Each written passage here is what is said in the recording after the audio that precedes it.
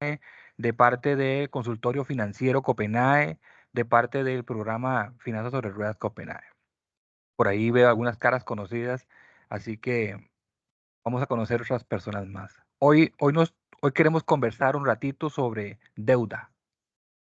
Eso es una palabra que se ha vuelto una necesidad, ¿cierto? Pero también esa palabra conlleva a estrechez económica muchas veces.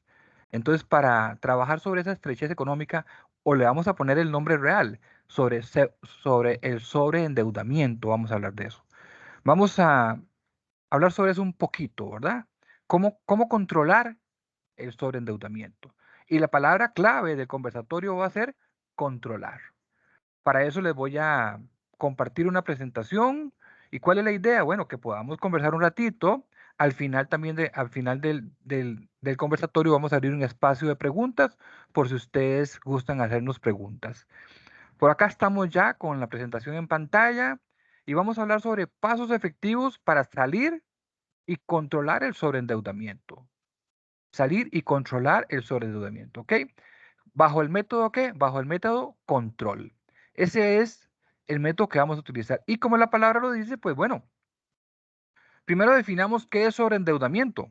Sobreendeudamiento es la suma de las cuotas de mis deudas que se empiezan a hacer muy pesadas en mi economía familiar. Esa es la definición más sencilla que podemos dar. Tengo deudas, he ido comprando mis cositas a través del financiamiento, que eso no está mal, está bien. El problema es cuando ese endeudamiento empieza a hacerme un hueco demasiado grande en el bolsillo. Así que ese es el tema que tenemos hoy. Es cuando solicitamos de más préstamos, ¿ok? Ahí tenemos incluso unas personas tratando de mover una piedra en forma de signo de efectivo, de colones, pero también de deuda en dólares, ¿verdad? Porque es un todo como tal, ¿ok? Bien.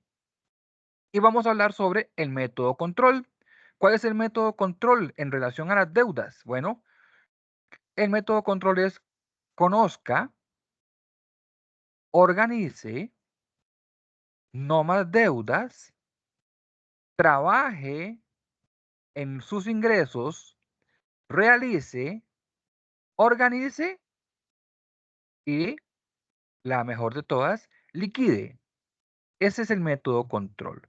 Control, conozca, organice, no más deudas, trabaje en sus ingresos, realice algunos ajustes, organícese, ¿verdad? Y liquide. ¿Lo ven? Bien. Entonces vamos a ir analizando cada uno de estos tópicos. Y vamos a iniciar con conozca, ¿les parece? Bueno, conozca. Vamos a ver, ¿y qué es lo primordial en conozca? Y aquí quiero que ustedes hagan una revisión de sus economías. Conozca se refiere a, bueno, yo como mínimo para saber si estoy endeudado bien o sobreendeudado, lo mínimo que yo debo saber es, bueno, ¿cuál es mi nivel de deuda? Ven qué interesante, ¿cuál es mi nivel de deuda? ¿A dónde está el porcentaje de deuda en relación a mis ingresos? ¿Cuánto es el peso de las cuotas que yo estoy pagando mes a mes en relación a mis ingresos reales? ¿Ok? A eso se le llama nivel de endeudamiento. ¿Ok? Entonces hay que hacer ese análisis. Yo siempre digo que siempre, siempre que vamos a hacer un nuevo crédito, lo mínimo que deberíamos de hacer nosotros, lo mínimo que deberíamos de hacer es hacernos una autoevaluación de cómo está mi nivel de endeudamiento. Entonces, por aquí vamos a tener cómo es el nivel de endeudamiento. Lo pueden ver ahí en pantalla. Y juguemos con el semáforo, ¿les parece? Bien. Resulta que si yo tengo un grado de endeudamiento del 0 al 30% de mis ingresos, del 0 al 30% de mis ingresos, pues entonces eso es una deuda normal. Es decir, es una deuda manejable en mi economía. Nosotros siempre debemos de aspirar a tener niveles de endeudamiento que estén dentro de los parámetros verdes del semáforo. ¿Ok? Del 0 al 30. Pero ¿qué pasa cuando yo hago la operación aritmética de las cuotas que estoy pagando versus mi ingreso real, y resulta que el porcentaje de deuda ya empieza a superar el 35, el 40, ya ahí estoy en una voz de alerta. Por eso, ahí tenemos el semáforo en amarillo. Ubiquémonos así en el contexto del semáforo. Y ni qué decir cuando la operación aritmética me da niveles de endeudamiento por encima del 60%. Cuando la matemática me da que tengo deuda por encima del 60% de mis ingresos, eso es un estate quieto. Esa es la palabra que me gusta usar. Ahí debería decir yo, bueno, yo no debería de seguir endeudándome y más bien necesito empezar a trabajar en el control de la deuda. Por eso estamos hablando de el método control. Y estamos en la C, que es conozca su nivel de deuda. Es importantísimo que nosotros hagamos esto. Y aquí hay algo interesante. Cuando yo voy a hacer el conozco a mi nivel de deuda, es decir, cuando yo voy a sacar el porcentaje de deuda, yo debo ser sincero conmigo mismo, sincero con mi economía. ¿Por qué es eso? Porque muchas veces nos autoengañamos. Conozca su nivel de deuda es, bueno, ¿cuántas son las cuotas que yo pago de préstamos en entidades financieras, de préstamos informales, es decir, todas las deudas, de préstamos porque compré algún artículo a crédito en una casa eh, de financiamiento, ¿verdad? Es decir, deuda debe conllevar todo lo que yo pago mes a mes. Mi tarjeta de crédito, eso es deuda también. Tengo que tomar, esos son cuotas. Entonces yo voy a tomar la sumatoria de mis cuotas y la voy a aplicar versus ¿qué? Bueno, versus mi ingreso. Perfecto. Bien. Ahí tenemos una mano levantada de Jonathan. No sé si don Jonathan nos va a hacer alguna pregunta. Sí, es que tengo duda, digamos, cuando hablan de deudas, se está hablando también de todas las obligaciones, pagos de servicios, todo eso se cuenta. No. Excelente Ya. consulta, don Jonathan. Hoy estamos tocando el tema de los financiamientos como tales. ¿Ok? Pago de agua, luz, teléfono, sí es cierto que son salidas de dinero. De hecho, dentro de la presentación los vamos a tocar un poquito, pero queremos concentrarnos en deudas. Dinero que pedí prestado bajo el sistema de cuotas o dinero que pedí prestado y tengo que pagarlo. Así de sencillo. De ese es el tema que queremos hablar ahora. Excelente, don Jonathan. Bien, y entonces estamos en la C de control y estamos analizando el cálculo del nivel de endeudamiento. Entonces los reto a ustedes a que en un ratito saquen cuál es su nivel de endeudamiento. Y ojalá que todos, o la gran mayoría, estemos en el nivel de endeudamiento, pues del 0 al 30, o por ahí pasadito el 30, no importa, pero ojalá que no estemos ya en números amarillos rojos, ¿verdad? Ahora, tampoco hay que alarmarse mucho si alguno de nosotros nos da el cálculo y resulta que estoy en rojo, rojo, rojo, ¿verdad? Ahí no hay que alarmarse, hay que tomar decisiones, ¿verdad? Hay que empezar a trabajar en eso, ¿ok? Bien, estábamos con la C de conozca y avanzamos con la O, ¿verdad? Vamos a ir con la O, de organice sus finanzas. Una vez que yo calculé bien mi nivel de endeudamiento, que ya yo sé si estoy sobreendeudado, pues ahora me corresponde empezar a organizar mis finanzas. Y aquí vamos a recurrir a la herramienta rey de la disciplina financiera. ¿Cuál es la herramienta rey de la disciplina financiera? Es sencillo, ¿verdad? La herramienta rey de la disciplina financiera, por supuesto, que es ¿cuál? El presupuesto, ¿verdad?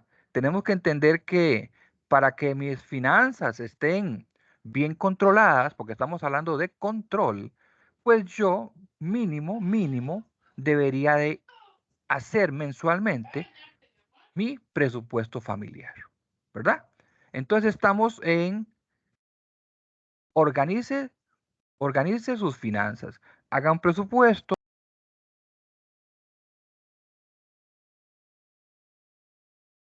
Don Denis se puso en mute. Denis, ajá, se te apagó el micrófono. No, señor, todavía no se le escucha. Listo, 1, 2, 3, ahora sí. Bien, correcto. hay un... Bien, estamos entonces en organice, ¿verdad? Hacer presupuesto familiar. Así de sencillo, hacer presupuesto familiar. Hay temas en educación financiera que son recurrentes. ¿Y por qué son recurrentes? Porque son temas importantísimos que hay que tomar en cuenta siempre.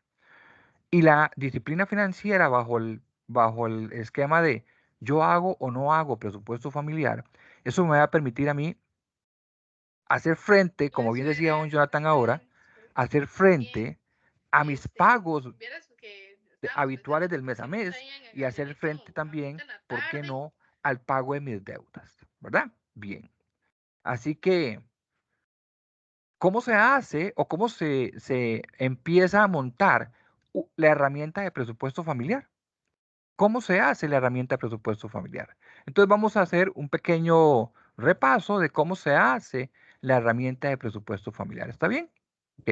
Aquí tenemos la herramienta de presupuesto familiar, donde tenemos una fórmula para los que nos gustan las fórmulas, que nos dice que el presupuesto es igual a ingresos menos ahorro menos gasto. Ingreso menos ahorro menos gasto. Esa es la fórmula del presupuesto familiar. ¿La ven? Ingresos menos ahorro menos gastos. Estamos dejando en el centro, como en el sándwich, el ahorro. Ingreso, ahorro, gasto. Porque si yo no dejo el ahorro dentro del sándwich, pues probablemente ese sándwich no va a tener ahorro. ¿Por qué? Porque todo el dinero se va a ir en gastos. Ahí tenemos una plantilla, que es un ejemplo, donde esta familia cuenta con ingresos promedio de 700,000 colones. ¿Lo ven? 700. Entonces, teóricamente, los gastos de esta familia pues deberían de rondar también los 700,000 colones. Ahí lo pueden ver ustedes en pantalla. Ahí tenemos, entonces que tenemos esta familia con un presupuesto nivelado, ¿verdad? Vean qué interesante ese concepto que está ahí en gastos. Se dice que el ahorro debe de ser siempre, o el intento de ahorro debería siempre rondar el 10%. ¿Lo ven? Ahí dice incluso ahorro 10%. Pero para los que son matemáticos, se están dando cuenta de que hay un errorcillo, ¿no? Resulta que 85,000 colones no es el 10% de 700, ¿verdad? No es, ¿verdad? ¿Cierto? Bueno, es muy sencillo. La idea de la imagen que tenemos en pantalla es no solo quedarnos con la idea del 10%, no. Si yo puedo ahorrar más del 10%, perfecto, lo hago. Si yo no puedo ahorrar el 10% y solamente puedo ahorrar un 7, un 8, pues lo hago. ¿Cuál es el mensaje que queremos darle? Para salir del sobreendeudamiento hay que empezar a hacer un ahorro dispuesto para qué?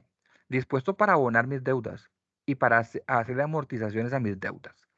Es importantísimo eso, hacer amortizaciones a mis deudas, ¿ok? Bien. Y estamos acá, vamos con la control, ¿verdad? Control. Vamos con la T. Trabajemos en aumentar nuestros ingresos. ¿Qué sucede si yo hago el cálculo de mi endeudamiento y estoy sobreendeudado? Tengo dos vías. Bueno, debo de tomar decisiones en ese momento. ¿Cómo están mis ingresos? ¿Será que yo puedo hacerme un ingreso adicional? ¿En qué soy bueno yo? ¿En qué soy buena yo? ¿Verdad? ¿Será que el fin de semana, voy a poner un ejemplo sencillo, será que el fin de semana yo puedo poner una venta de helados en mi casa? Algo sencillo. Y ya esa venta de helados me va a permitir, o resulta que enfrente de mi casa hay una plaza de fútbol y los domingos hay partidos. Mira, yo podría vender caldosas. Entonces busco a ver de qué manera, con algún proveedor, y hago ese pequeño emprendimiento. Es decir, no nos quedemos, esta imagen lo que nos quiere decir a nosotros es, intentemos no quedarnos solamente con nuestro ingreso laboral, con nuestro ingreso de planilla. Si yo estoy ya un poquito ahogado económicamente, entonces yo debería de, ok, buscar la fórmula para que mis ingresos sean mayores. Y eso muchas veces no lo hacemos. ¿Cuándo hacemos eso? Bueno, cuando nos vemos en la coyuntura de que nos quedamos sin trabajo. Entonces ahí sí empezamos a reinventarnos. Pero a mí me gusta decir siempre, ya, que no nos agarre tarde, que no, cuando mis ingresos puedan ser multiplicados.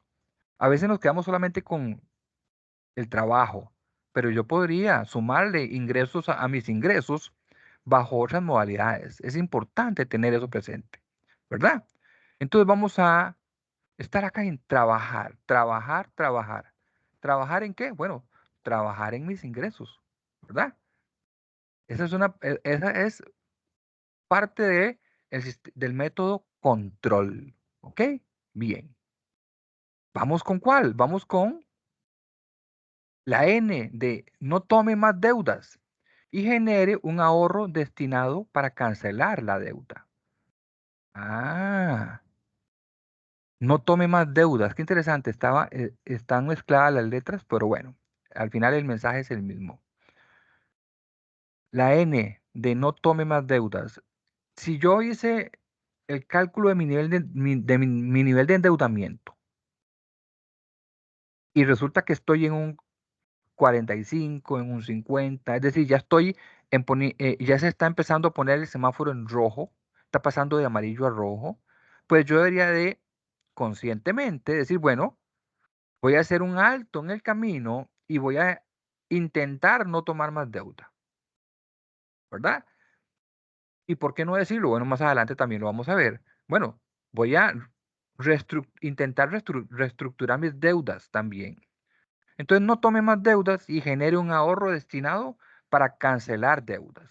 Aquí vamos a hablar entonces de iniciar un proceso de ahorro de deuda con el fin de qué? Con el fin de amortizar mi deuda. Esa palabra amortizar mi deuda es importantísimo que yo siempre la tenga presente. Y ahora incluso más adelante vamos a explicar un poquito cómo se amortiza deuda de forma adecuada, de forma correcta, ¿ok? Amortizar deuda. Ahí tenemos unas frases interesantes, la palabra disciplina que nos nace y que nos va a aparecer recurrentemente. Dice también la frase, abramos un ahorro programado. Las entidades financieras, la gran mayoría, todas tienen sistemas de ahorros programados, donde yo puedo programar un ahorro destinado a vacaciones, destinado a pago de deudas, destinado a pago de marchamos, ¿verdad? O también las solidaristas también tienen ese sistema, ¿verdad? De ahorros programados. De manera tal que yo vaya haciéndome mi vaquita, por así decirlo, ¿verdad? Mi ahorro, destinado a qué? A que cuando venza ese ahorro, yo tenga un dinero cultivado y le pueda meter un buen empujón a mi deuda.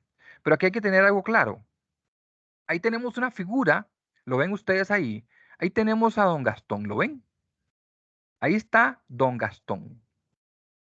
Y vamos a hablar un poquito sobre don Gastón. Hay que tener cuidado con don Gastón porque don Gastón le gusta meterse en el bolsillo de nuestras economías cuando hay algún ahorro.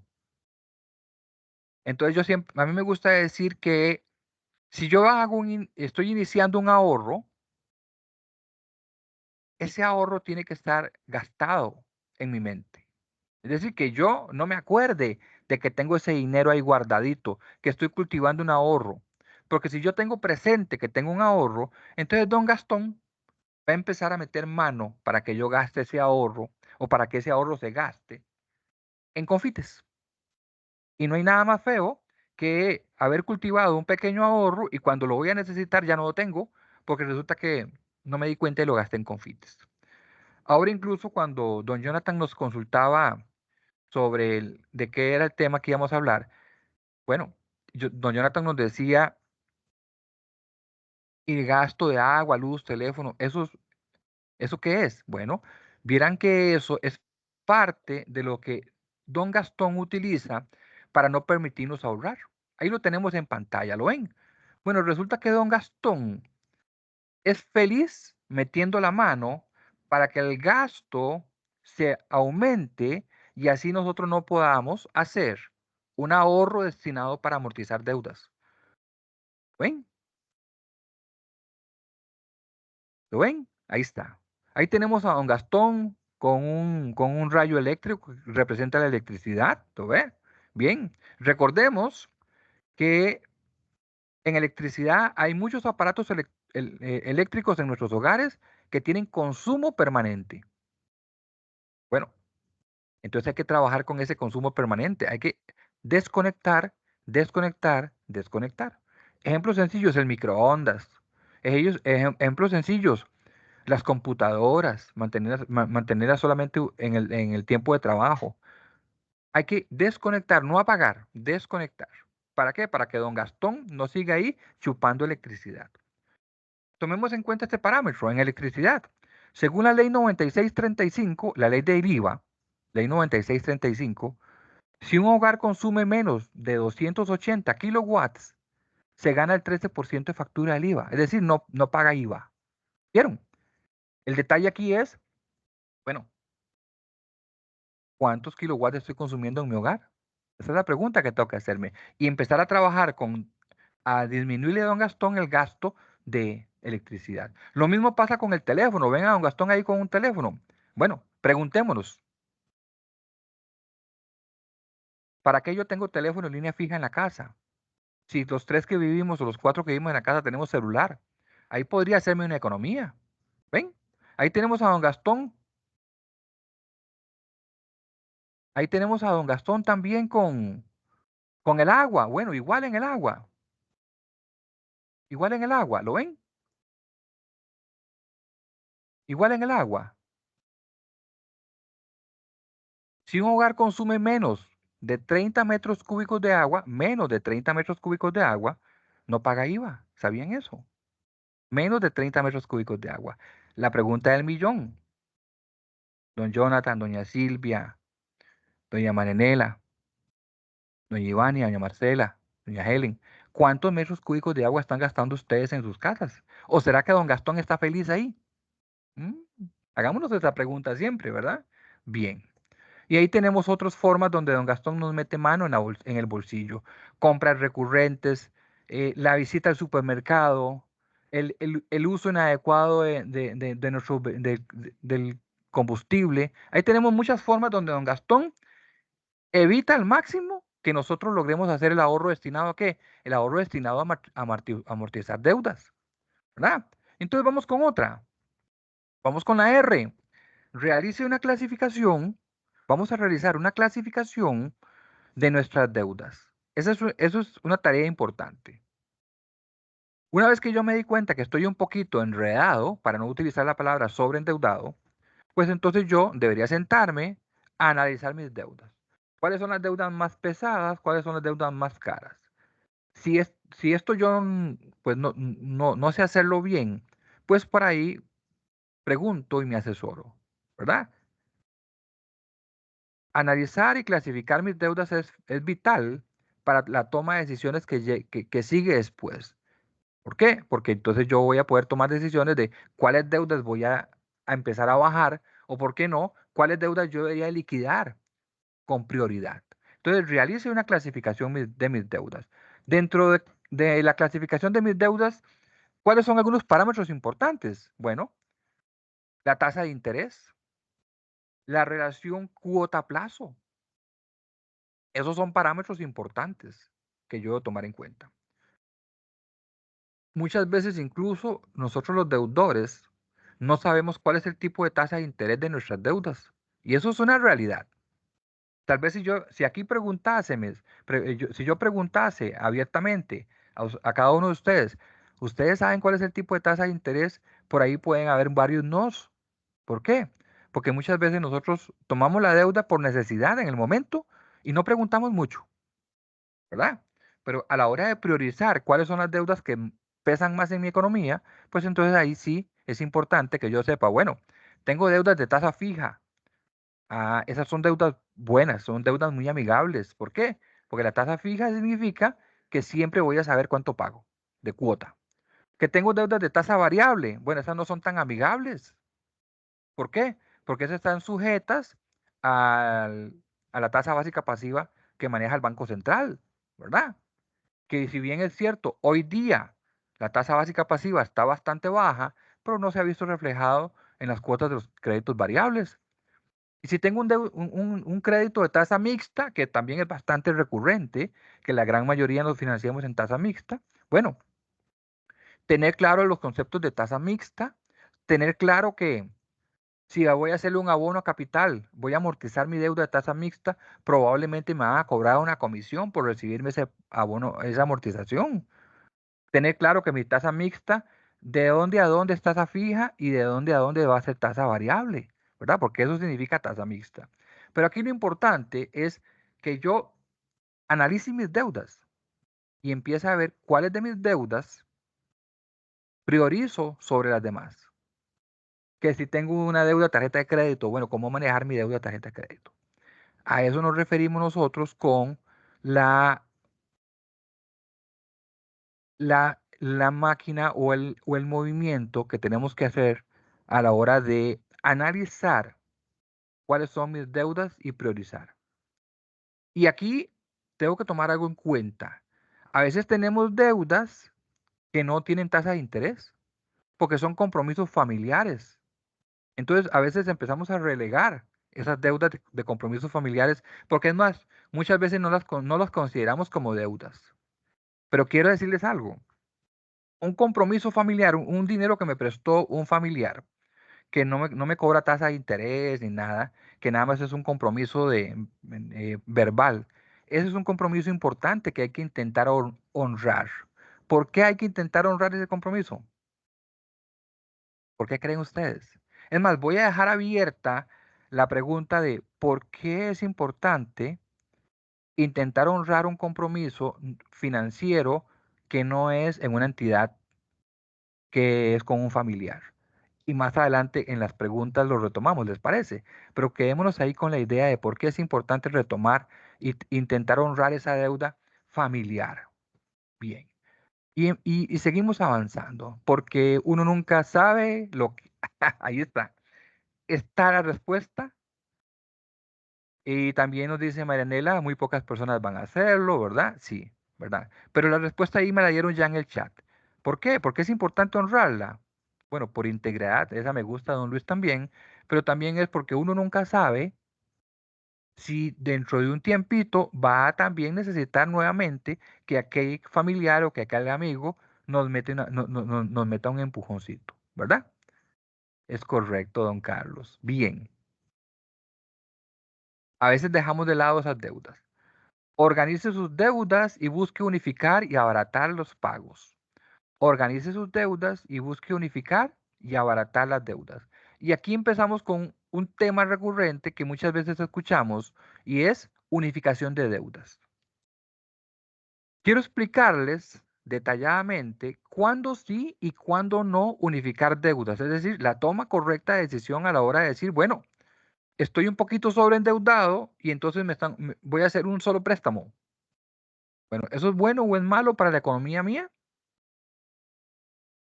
Estoy enredado y necesito quemar mis deudas, así se le dice, unificar mis deudas o refundir mis deudas.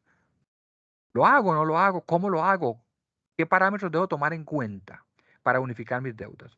Para unificar mis deudas, entonces tenemos que tomar, depende del tipo de tasa de interés y del monto, dice Ivania, bien. Vamos a ver también de qué depende, depende mucho de eso que nos dice doña Ivania, y también va a depender mucho también de el estatus de mi deuda, el estatus de la deuda. Vean qué interesante. Quiero explicar eso. Cuando hablamos de análisis de mis deudas, como mínimo yo como deudor debería de saber en qué espacio del ciclo de pagos está mi deuda para yo tomar decisiones sobre ella. Voy a poner un ejemplo sencillo. Tomé un préstamo a 10 años, ¿ok? Bueno, los 5 primeros... Una preguntita y tal vez vos me podrías...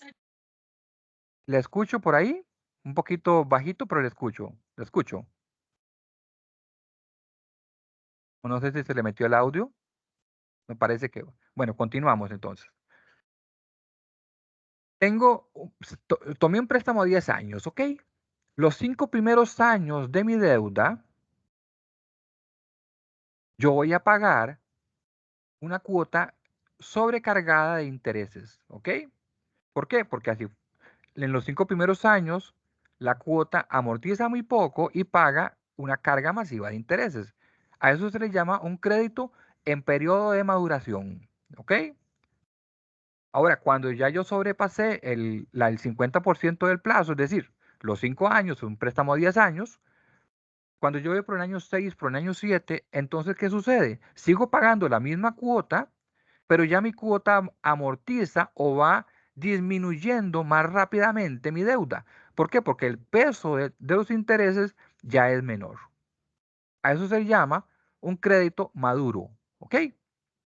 Bajo esa imagen que les estoy regalando, bueno, entonces yo debería de saber cuáles de mis créditos están en maduración y cuáles de mis créditos están maduros. ¿Para qué? Para tomar decisiones correctas a la hora de unificar deudas. Resulta que estoy sobreendeudado, me fui por la entidad financiera y quiero hacer una unificación de deudas, una refundición de deudas.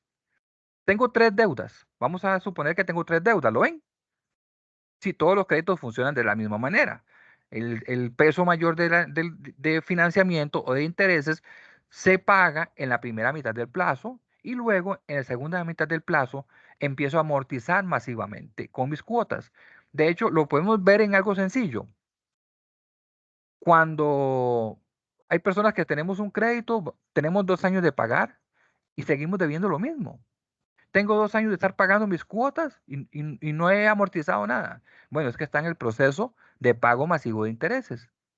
Cuando llegue al 50% del plazo, ahí sí va a empezar a bajar la deuda como tal, a amortizar como se dice. Bueno, entonces, supongamos que Denis tiene 3 deudas, ¿ok? La deuda 1, deuda 2 y deuda 3 que ustedes están observando en pantalla. Con la definición que yo les acabo de regalar, Denis de una vez sabe que la deuda 1 y la deuda 2 están en proceso de pago masivo de intereses. ¿Lo ven?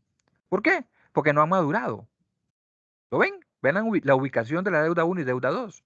Pero yo también sé que la deuda número 3 ya maduró. Que esa deuda 3, lo que yo pago se va prácticamente a pago amortización.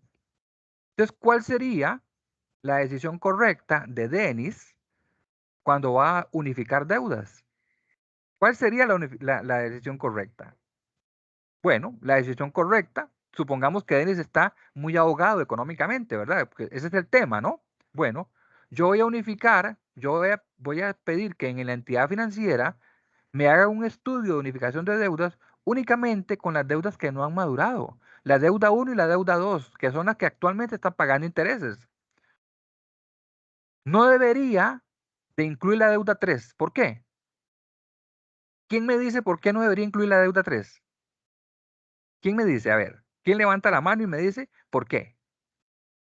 ¿Por qué creen ustedes que no debería? Elizabeth, Sí, porque se está abonando más al principal. está abonando al principal. Por ahí tengo otra mano levantada no puedo ver, pero ¿quién más? Por ahí tengo otra manita. Porque ya pagó casi todos los intereses, ya lo que estoy haciendo es Ah, amortizando, entonces ahí no estoy pagando prácticamente intereses. ok, vamos bien, ¿vieron? Entonces, ¿qué sucede usualmente? Usualmente pasa que como no sabemos este detallito, cuando unificamos deudas, no revisamos cómo está la maduración de mi deuda y unificamos todo. Y entonces, como bien nos escribió por ahí Cristina, porque vuelve el proceso de maduración. ¿Verdad? ¿Vieron? Entonces, ¿qué sucede? Vuelvo a volver a pagar intereses, valga la redundancia. Vuelvo a volver a pagar intereses sobre una deuda que ya yo estaba amortizando. ¿Vieron? Entonces, si yo voy a hacer una unificación de deudas para liberar liquidez, lo mínimo, el escenario mínimo que yo debo plantearme es cómo está la madurez de mis deudas. ¿Cuáles deudas tomo en cuenta? Ahora, también resulta que unifiqué todas mis 3 deudas porque no hice ese pequeño análisis. Pues ahí hay un detalle. Bueno, como bien dicen todos ustedes, voy a volver a pagar, voy a volver a empezar con la deuda 3, pero ni modo, por lo menos reacomodé mi economía, ¿verdad? Pero lo ideal, el panorama ideal es que yo unifique nada más mis deudas. Imagínense lo que es que la deuda 3 mía era una deuda, supongamos que era 15 años, y y me faltan solamente 3 años. ¿Qué es mejor para mí? Me faltan solo 3 años. Termino esa deuda que ya se está amortizando masivamente, a no que me devuelvo 10 años. Pero muchas veces nos pasa que en la amortización de deudas, pues no tomamos en cuenta ese detalle y, ¿verdad? Ahora, en una unificación de deudas es importantísimo también que yo tome en cuenta si incluyo o no, vean qué interesante esto, si incluyo o no mis tarjetas de crédito. Porque unificación de deudas, podemos hablar solamente de deudas financieras de bancos, de entidades financieras y solidaristas, y qué sé yo, deudas formales. Pero las tarjetas de crédito las meto entre la unificación de deudas. ¿Va a depender de qué? Va a depender si mi tarjeta de crédito tiene deuda acumulada o si mi tarjeta de crédito está al día. Porque hay que tener cuidado con lo que es tarjeta de crédito. De hecho, ahí vamos a explicarlo más adelante. No es lo mismo tener una tarjeta de crédito financiada, es decir, que ya estoy pagando intereses, a tener una tarjeta de crédito en uso regular, ¿verdad? ¿Por qué? Porque la tarjeta de crédito es una herramienta buenísima para la economía familiar. Eso sí, hay que saberla usar, ¿verdad? Porque si se convierte en una deuda, pues entonces nos empieza a hacer un hueco en el bolsillo, pues bastante grande. Entonces, si yo tengo deuda o tengo financiamiento, así se le dice, de tarjeta de crédito, ¿qué significa eso? Que compré y no he podido pagar al corte, es decir, me están cobrando intereses de tarjeta de crédito. Ahí yo diría, bueno, sí, si tiene la posibilidad de unificar esa deuda de tarjeta de crédito con sus otras deudas, pues hágalo. ¿Por qué? Porque la tasa de interés de la unificación de deudas, por supuesto, va a ser siempre más baja que la tasa de interés que me están cobrando por mi tarjeta de crédito, ¿verdad? Entonces hay que tener en cuenta eso, ¿ok? De hecho, voy a devolverme un momentito en la presentación, me voy a buscar acá. Por acá tengo, vamos a ver dónde está.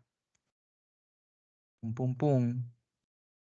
Que no, ahorita lo buscamos, tal vez en el momento de preguntas y lo ubicamos. Porque tengo por acá. Bueno, no lo encontré. Ahorita se los doy ese dato. Entonces, vamos a hablar de la tarjeta de crédito. Y aquí vamos con liquide. La L de control, liquide. Liquide sus deudas más caras primero y dedique la liquidez ganada a abonar las deudas más baratas. Bueno, aquí estamos hablando de una unificación de deudas donde yo voy a liquidar mis deudas más caras y voy a quedarme con una deuda más barata, ¿verdad? Y también, ¿por qué no? Quedarnos con una o dos tarjetas de crédito nada más. ¿Por qué hacemos esta alusión? Porque habemos personas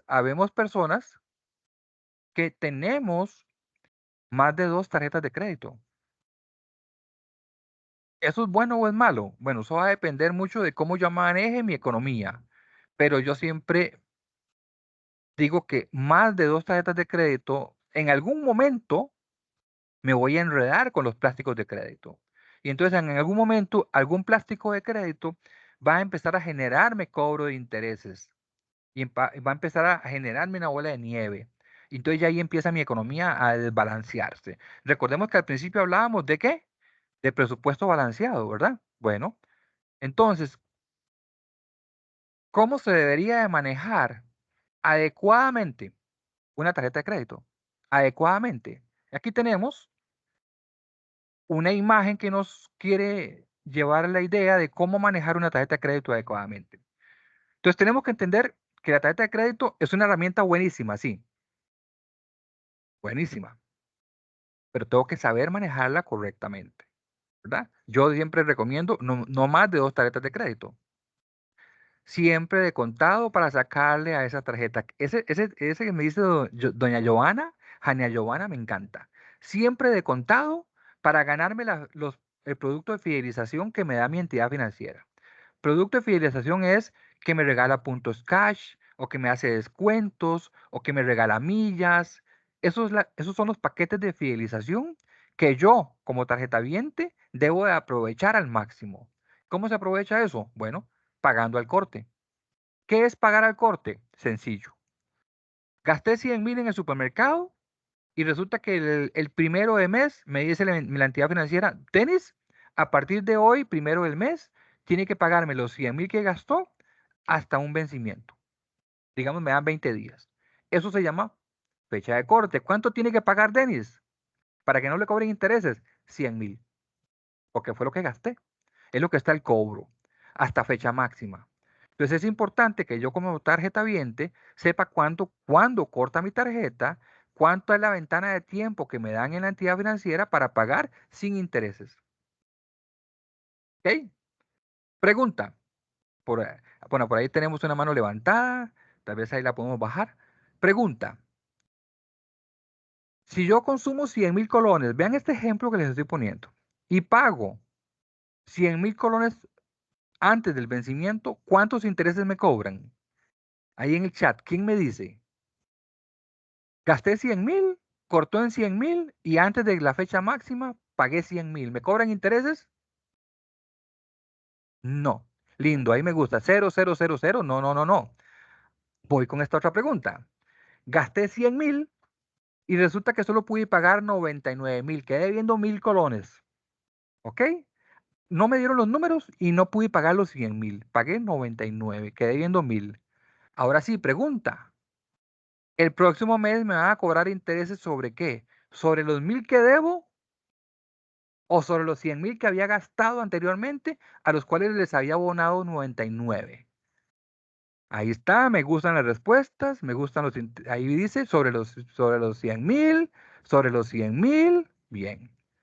El próximo mes, la respuesta correcta es, me van a cobrar intereses sobre los 100,000 que había consumido anteriormente. Por eso, como bien dice por ahí doña Joana, la tarjeta de crédito debe ser manejada. Se quedan por los 1,000, por lo Ah, que deuda. don Fernando, sí, no se preocupe, don Fernando. Muchos de nosotros tenemos vamos a ver, eso se le llama, es un error de concepto que muchos de nosotros tenemos. Mira, no importa, gasté 100 y voy a abonarle 50 para que me cobren intereses sobre 50. No. ¿Por qué me cobran sobre los 100? Porque el compromiso con la entidad financiera era, yo le presto 100,000, no le cobro intereses y me paga los 100,000. Pero resulta que quedaron 1,000 guindando. Entonces el próximo mes yo le cobro intereses sobre el dinero que le había prestado íntegro. ¿Vieron? Por eso la tarjeta de crédito es una herramienta buenísima. Pero, hay que saberla manejar. Y como dijo por ahí alguna compañera que ya se me perdió en el chat, hay que explotar al máximo sus beneficios, ¿verdad? Bueno, aquí cerramos conversatorio y que queremos que quede clarito el método control a la hora de hablar del sobreendeudamiento. ¿Cuál es el método control del sobreendeudamiento? Conozca cuál es su nivel de deuda, organice a través de qué, a través del presupuesto familiar. Tome la decisión de no tomar más deudas, eso tiene que ver con el nivel de deuda. Si mi sobreendeudamiento está muy alto, pues busquemos la fórmula. Cada uno de nosotros podemos reinventarnos para sumar más ingresos o, ¿por qué no? Por lo menos mantener a raya a don Gastón. Antes mencionamos a don Gastón, recuerden, ¿verdad? Bueno, y ¿por qué no también pensemos en unificar deudas, ¿verdad? En organizar mis deudas y priorizar mis deudas y liquidar. Estos son temas que nosotros tenemos que tomar en cuenta. ¿En base a qué? ¿O sobre la base de qué? Bueno, voy a leer tácitamente la frase que está ahí. El equilibrio financiero es la consecución de metas mediante la disciplina, la austeridad y el esfuerzo constante de todos los involucrados. Es una frase que me encanta. Todos los involucrados. De nada sirve o poco hace o poco es la diferencia en la economía familiar si solamente don Fernando Víquez hace el esfuerzo y los que viven con él. ¿Entienden ese concepto? Nosotros no vivimos solos, nuestras economías siempre son compartidas. De nada sirve que el esfuerzo que va a hacer doña Sofía si en familia está don Gastón metido. Entonces hay que trabajar sobre eso. Vamos a abrir un espacio de preguntas por si ustedes gustan interactuar con nosotros para... Tengo un fideicomiso en mi casa, por ahí, bien. Entonces abrimos un espacio de preguntas. Vamos a ver si tenemos preguntas. Pueden ser con el audio o pueden ser también por el chat. Por aquí tenemos una. Tengo un fideicomiso de mi casa que es a 30 años. Ya voy pagando 10. Bien. Me ofreció comprarle el fideicomiso para cambiar la figura de hipoteca. Bien. ¿Qué sucede ahí? Es muy sencillo. Es a 30 años y va por el año 10. Es el momento en que le van a ofrecer comprar la deuda. ¿Por qué? Porque esa deuda ya está a punto de madurar, le faltan 5 años para madurar. Entonces la entidad financiera ya recogió intereses, ¿verdad? Entonces, ¿qué es lo que quieren? Es volver a poner en maduración la deuda, empezar de cero para recoger más intereses. ¿Qué haría yo? Bueno, me quedo como estoy. ¿Qué vivillos? Dice. Bueno, sí. ¿Qué más? ¿Alguna otra Don pregunta? Denis, sí, yo tengo una consulta, Sí, digamos. la, En la el caso escucho. mío, yo llevo ya pues tratando de hacer lo que es tratar de una refundición porque la liquidez en este caso mía pues no era suficiente como para poder hacerme cargo de todo, ¿verdad? Por eso ahora ponía lo de las tarjetas, que en realidad el pago mínimo sí, sí es una trampa, porque usted llega y empieza pagando y el mínimo y al final de cuentas la deuda sigue creciendo. Yo nunca entendí eso hasta hace poco que me lo explicaron en uno de los tantos lugares a los que he ido a preguntar, ¿verdad? Usted Entonces, sabe, compañera, que Fernanda, sí, que no hablé de pago mínimo, pero sí es muy cierto y lo voy a explicar ahí para los otros compañeros que no tienen claro ese concepto. ¿El pago mínimo de qué sirve? El pago mínimo es un pago pequeño que lo que me permite a mí como deudor es que sea ser presentado ante la SUGEF como un deudor que está al día, pero no estoy al día ante la entidad financiera y ahí es donde empiezan a acumulárseme los intereses de del financiamiento de aquella tarjeta de crédito. ujú, Ante la SUGEF estoy al día, pero no ante el banco o ante la entidad. Y entonces eso hace que mi tarjeta empiece a inflarse y inflarse y inflarse. No, yo nunca hablo de pago mínimo porque yo no lo recomiendo. ujú. Sí, no, no, Bien, claramente. Ahora, el punto mío es acá, ¿verdad? Bueno, ya en este momento estoy en el que, necesito algo para no sentirme tan ahogada como me siento en este momento. correcto. La cuestión es que ya he ido a varias entidades, incluso con ustedes he tratado de ir varias veces y todos me dicen exactamente lo mismo. No le da la capacidad de pago. Ok. Entonces, digamos, de hecho estuve trabajando con una compañera suya, ay, se me olvida el nombre, no sé si es Karen o Carla, siempre los confundo, Ujú. pero no me volvió a llamar para buscar soluciones, a ver de cómo puedo, de ¿verdad? Pues tener mayor liquidez y tratar de ir saliendo de esto, ¿verdad? Entonces, ahora, ¿qué opción o cómo se puede buscar una opción en las cuales sí, ahorita no me da la capacidad de pago para un nuevo préstamo, pero si en realidad ese préstamo yo lo necesito para pagar todo lo demás y ya ahí tener una capacidad de pago, o sea, ¿cuál es la forma más recomendable de hacerlo? ¿O cuál es el consejo que usted da en este momento con respecto a eso? Interesante ese caso. Muchas veces sucede, doña Fernanda, muchas veces sucede que nos vamos llenando de créditos y de financiamientos pequeños que a la postre también quedo sobreendeudado. Y entonces, ¿qué es lo que sucede? Cuando trato de hacer una unificación de deudas, pues a la hora de hacer el análisis, resulta que mis ingresos son insuficientes para la cuota que se va a establecer. Eso se llama capacidad de pago, ¿verdad? ¿Por qué sucede eso? A veces la gente dice, pero ¿cómo no tengo capacidad de pago si son créditos que en su momento me dieron y calcularon eso? Sí, pero muchas veces lo que sucede es que mis ingresos cambiaron. Voy a poner el ejemplo más sencillo. Tenía deudas y cambié de trabajo y ahora gano menos. Entonces mi capacidad de pago disminuyó. Ese es un clásico, ¿verdad? Eso es un clásico. O tengo deudas y a la hora de ir a unificarlas, resulta que tengo deudas informales también.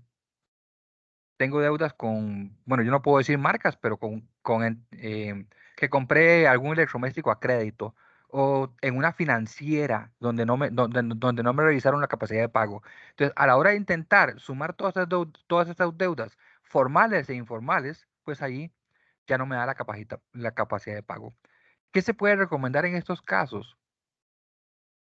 Es muy difícil reacomodar esas deudas. Entonces, lo que yo siempre digo es, bueno, aunque no haya liquidez, porque pues, claramente estamos buscando una unificación porque no hay liquidez, ¿verdad? Hay que intentar empezar a ver cuáles deudas voy matando y cuáles son las deudas que hacen más daño. Las deudas informales, las deudas de financieras, reinventar, sí, exactamente, sin liquidez, vamos trabajando el día a día. Entonces aquí yo le diría, bueno, yo hablaba antes y a veces lo tomamos ahí un poquillo como de ahí, pues reinventar un poco nuestros ingresos, no queda de otra. Y que esos nuevos ingresos que estoy reinventando, empezar directamente a meterlos a la deuda pesada. Así queda. Solución de ingreso, no queda otra. Sí. Voy a poner el ejemplo que puse antes, vender caldosas, vender helados, o resulta que soy experto en algo y puedo dar asesorías, cosas como esas que me permitan a mí reinventar mi ingreso y que ese reinvento de ingresos no sea para sumar a mi economía, no, que ese reinvento de ingresos sea para disminuir a la deuda. Por ahí tenemos otra mano levantada. Bueno, no sé si tenemos varias, Sí, soy yo. Hola, Tengo una pregunta, sí, don Denis, yo tenía un crédito porque, bueno, hace unos años, estratégicamente, una entidad financiera, ellos ponen los años y no te permiten ni ujú, siquiera vos elegir, ¿verdad? Ese me correcto. lo pusieron, imagínense que a 30 años. Ujú. Y yo desesperada porque no me gusta un crédito a ese plazo, ¿verdad? Ay, qué Busqué con, interesante, doña Joana, qué interesante que me habló del plazo, porque ese es otro error de concepto. No nos gustan los plazos largos. Y vieras que ahora cuando termine de hacerme la pregunta, estoy seguro de que sí le va a gustar el plazo largo. Continúe, doña Joana. yo lo que hice, bueno, fue busqué con ustedes, hice una Ajá, unificación de deudas y lo reduje a 7 años. ok, Claro, el muchacho incluso me explicó, me asesoró muy bien, digamos, me gustó la asesoría que me dio, pero yo le dije, yo necesito una cuota alta, ajá, obviamente, para salir rápido del crédito. ajá, No he podido amortizarle, por eso es que le quiero preguntar lo siguiente, porque tengo ujú, una cuota alta, porque quiero salir, imagínate, pasar de un crédito de 30 años a 7 años, requiere una cuota alta, pero quiero empezar a amortizar. Entonces, la ajá, pregunta es si está bien eso y ujú, si para el momento de empezar a amortizar, ahorrar un poquito y empezar a amortizar, es conveniente cambiar la cuota. Yo personalmente creo que no, porque ok, entonces me da la oportunidad de gastar lo que ya yo tenía presupuestado y que he venido pagando durante varios años con la cuota alta. ujú. Bien, doña Joana, excelente esa pregunta. Primero voy a ilustrar un poquito en relación a los plazos, ¿les parece? Muchas veces tenemos un concepto un poco erróneo de que un plazo muy largo no es conveniente para mi economía. Y es todo lo contrario. Si yo voy a pedir un financiamiento en cualquier entidad financiera, yo debería de preguntar por el plazo más largo posible, aunque mi economía actual me permita pedir ese préstamo en el plazo más corto. Suena raro, ¿no? ¿Por qué eso es la matemática fácil o la matemática correcta? Voy a poner su caso de ejemplo, doña Joana, ¿está bien? Era un, tre- Sí, claro. era un préstamo a 30 años. Y la economía de doña Joana estaba bien y le permitía pagar ese crédito. Entonces ella decía, bueno, yo voy a pagar este crédito a 30 años, al final voy a pagar 4 veces lo que me prestaron en puros intereses, ¿verdad? Eso es un pensamiento que la mayoría tenemos, pero eso es un pensamiento erróneo. ¿Por qué? Porque es cierto, usted tiene su préstamo a 30 años, pero no está obligada a durar 30 años pagando. Es decir, usted puede amortizar a la deuda y recortar el plazo. ¿Cómo logra Joana eso? Bueno, como ella tiene buena liquidez, ¿por qué? Porque la cuota es muy baja, entonces ahí empieza a generarse un pequeño ahorro para cada 6 meses o año a año meterle una amortización o un empujoncito a la deuda. Cosa contraria que no va a poder hacer si el crédito es a corto plazo. Ahora tenemos un crédito a 7 años, donde claro, la cuota es pesada y entonces ya se me complica un poquito el empujón que le quería meter al crédito. ¿Cuál es el escenario adecuado? El préstamo a largo plazo pagado en el corto plazo. Si a Denis le dicen, Denis, le presto plata a 100 años, Denis toma el crédito a 100 años, aunque yo sé que yo no voy a durar 100 años, pero yo sé que en 100 años mi cuota es pequeña y esa cuota pequeña, teóricamente, si yo soy disciplinado, me va a permitir hacer un ahorro que yo voy a meterle empujoncitos a mi deuda y lo voy a empezar a recortar a 100, a 99, a 80, a esto y al otro y al otro. ¿Vieron? Y claro, y hay una frase interesante. A como yo voy recortando el plazo, son años de intereses que me estoy ganando. Entonces la respuesta correcta es, si ustedes van a pedir un préstamo, entre más largo el plazo, mejor. Ojo, pero mucho cuidado. Entre más largo el plazo, mejor, siempre y cuando yo sea disciplinado y haga un ahorro dispuesto para cortar ese plazo. Porque si Denis saca un préstamo 100 años, bueno, en este caso, doña Giovanna saca un préstamo a 30 años y dura 30 años pagando, un montón de intereses. Entonces sacó el préstamo a 30 años, pero duré 15. Uy, me gané 15 años de intereses. ¿Vieron? Esa es la respuesta, doña Giovanna. Muchas gracias. ¿Otra pregunta por ahí? Tenemos un montón de manillas levantadas. Sí, Bueno, yo tengo una buenas. pregunta. Ay, Yo, perdón. sí, es que- disculpe, es que en mi caso es un préstamo, no tengo más deudas ni de tarjetas ni nada, todo lo Ajá, cancelé el año pasado. Solo bien. tengo un préstamo, este ya está maduro porque tiene más del 50% de las cuotas Pagadas, ok. pagadas. Ujú, Pero digamos, yo empecé, o sea, ya inicié como un ahorro como para que a final de año agregarle ajá, una cuota grande, ¿verdad? correcto. Mi pregunta es que cuando obviamente uno da la opción de dar un pago extraordinario, sale Ajá. la opción de cambiar la cuota o no. ¿Cuál es la Ajá, me mejor gusta. opción? ¿Cuál es la opción que haría Denis? Sería, ¿verdad? Ujú. Bien. Vamos a ver, es muy sencillo. Tania, ¿es verdad? Sí. Bien, muy sencillo. Tania sabe en este momento cuántos son los ingresos suyos, pero Tania no sabe, porque no es adivina, cuáles van a ser los ingresos de mañana, ¿verdad? Es decir, pues en la vida suceden muchas cosas, Tania. Entonces yo sí sé hoy que el salario mío es este, pero yo no sé si mañana, qué lástima que, bueno, por ahí se pueden, que usted no sabe, Tania, si el día de mañana se va a quedar sin trabajo. En relación a eso, cada vez que yo haga un abono extraordinario a un crédito,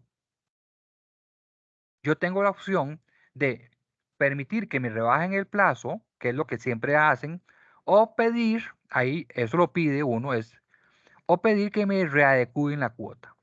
Denis, siempre que hace un abono extraordinario, pide que le readecúen la cuota, es decir, que me bajen la cuota. ¿Por qué? Porque Denis hoy sabe que puede pagar una cuota de 100,000, porque mis ingresos lo permiten. Pero yo no sé si mañana mis ingresos me van a permitir pagar la de 100,000. Entonces es mejor pedir la cuota que me readecúen la cuota y me quede en 95, que me hace menos difícil que la de 100,000. No sé si quedó entendido el concepto, Tania. Sí, sí, lo entendí. Excelente, Bien. gracias. Otra más por ahí. Bueno, ya por ahí los compañeros Don están yendo Denis, yo creo bastantes. que mi pregunta es tal vez parecida o tal vez redundante, pero para estar clara, porque yo pensaba eso, generalmente siempre me gustan los periodos cortos para salir, ¿verdad? Rápido, Ajá. pero esta información que usted me está dando me está Y transformando Vania, la vida. Señor, perdón que le interrumpa, porque entonces muchos pensamos así, ojalá que usted no. Voy a sacar mi crédito a corto plazo, porque así termino rápido y pido otro. no, no. No, no, gracias a Dios, no, todavía. Entonces, digamos, por ejemplo, sabiendo esta nueva información, imaginemos que yo voy a pedir un préstamo y entonces me lo dieron a 106 meses, son como 8 años, 8 y años. la cuota va a ser de 100,000, pero Ok, resulta que yo quiero pagar 150,000 y entonces ok. empiezo a pagar 150 con el propósito de salir ganando. Estoy Ajá. ganando, a final de cuentas, haciendo eso. Sí, Ah, ok. claro. ¿Por qué? Bueno, perdón, ahí hay un detallillo interesante. La cuota es de 100,000 y usted va a pagar 150, es decir, va a pagar la cuota de 100 y va a hacer un abono mensual al capital o a la deuda, amortizar deuda de 50,000. Así lo va a hacer, ¿verdad? No es que usted va a pagar 150 de cuota, ¿verdad? Porque la cuota está preestablecida en 100. Entonces usted todos los meses le va a hacer una amortización de 50. ¿Qué hace esa amortización pequeña de 50?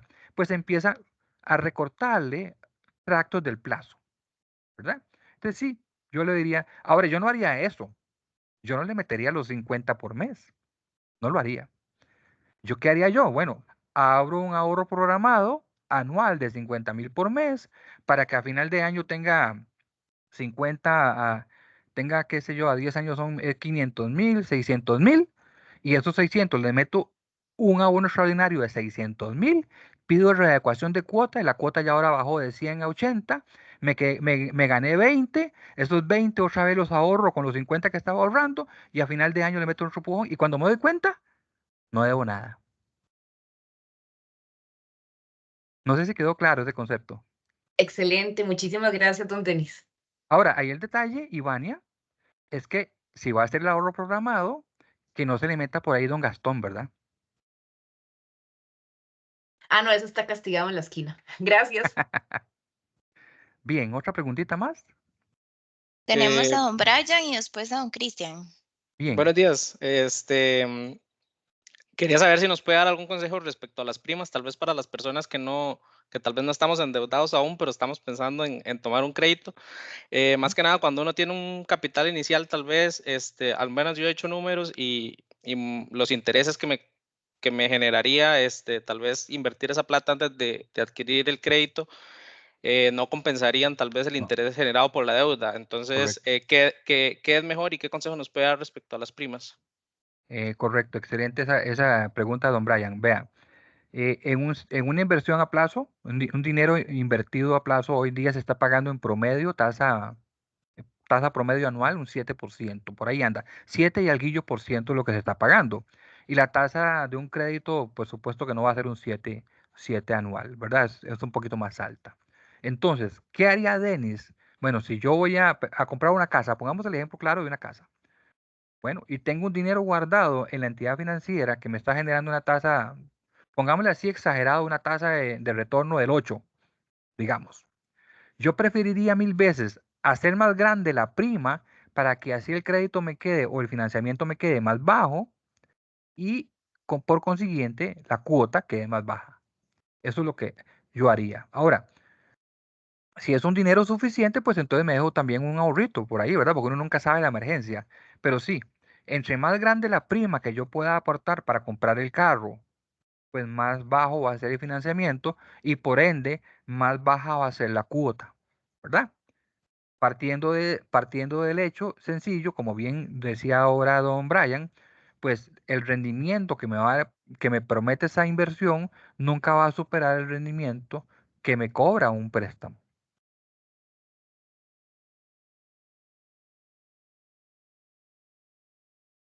¿Otra pregunta?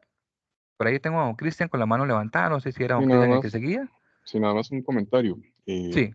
Muchas veces uno pasa y piensa en hacer esos ahorros extraordinarios, Ujú, y lo cual me parece sí, y usted lo explicaba muy bien, que uno se gana años o intereses.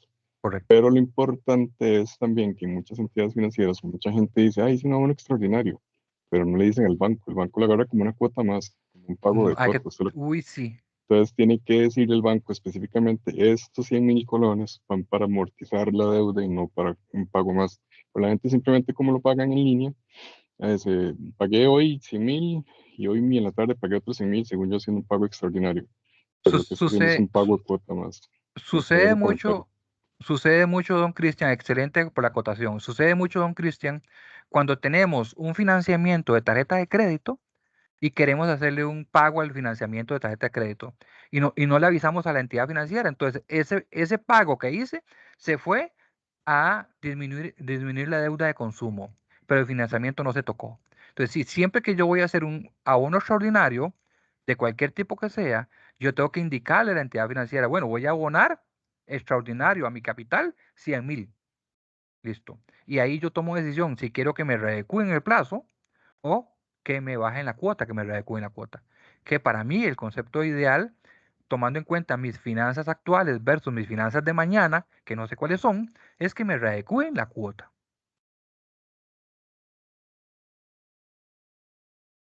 ¿Otra consulta? Yo creo que ya, ¿verdad? Estamos.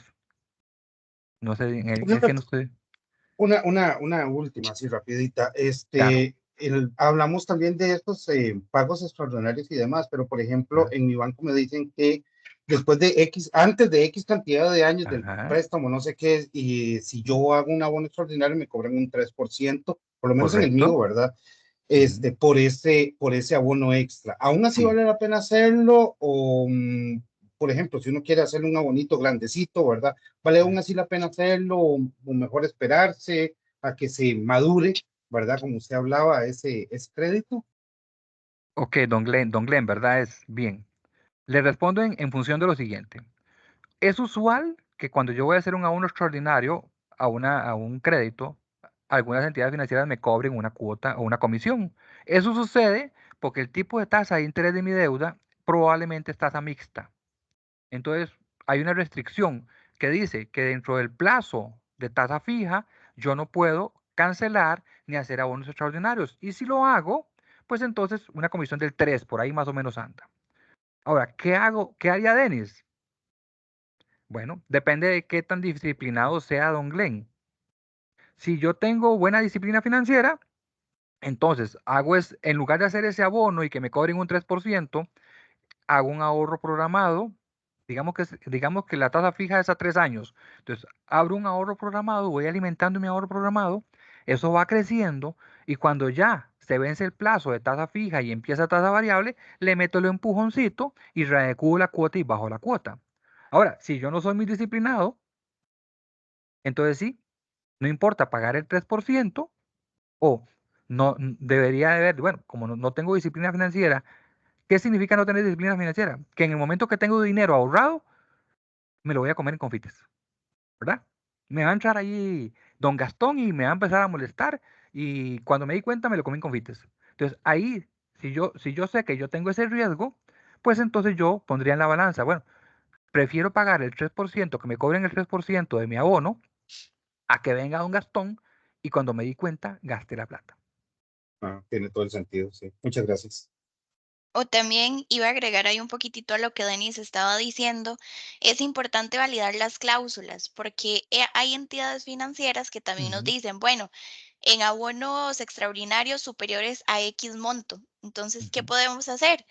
Realizar un abono extraordinario menor a ese monto y pues aplicarlo al principal, Aplicar, ¿verdad? sí, Son, sí. son algunos tips y algunos consejillos que uno ha pues aprendido a lo largo del camino. Muy cierto ese. Ese yo lo resumo, Gaby, en encontrarle la comba al palo. Correcto, correcto. Me parece que no hay más consultas. De todas formas, bueno, de parte de Marianela, tienen nuestros contactos, cualquier duda o consulta. Tenemos sucursales tanto físicas como virtuales, ¿verdad? La sucursal virtual. Y si no, pues también podemos dejar por acá lo que es el contacto del gerente general de la sucursal Paseo de las Flores en caso de que tuviesen pues alguna otra duda. Marianela, agradecerles muchísimo, al igual que todos los participantes, por el tiempo, por el espacio, a don Denis por esta charla y poder abarcar todas esas consultas. Nos llena a nosotros de muchísimo valor, pues el interés que ustedes tengan y esperamos hacer una próxima pronto. Muchísimas gracias, Gaby, a ustedes por el tiempo y muchas gracias a todos los asociados que se unieron. Que estén muy bien. Buenas tardes. Hasta luego. Hasta luego, chao, chao a todos.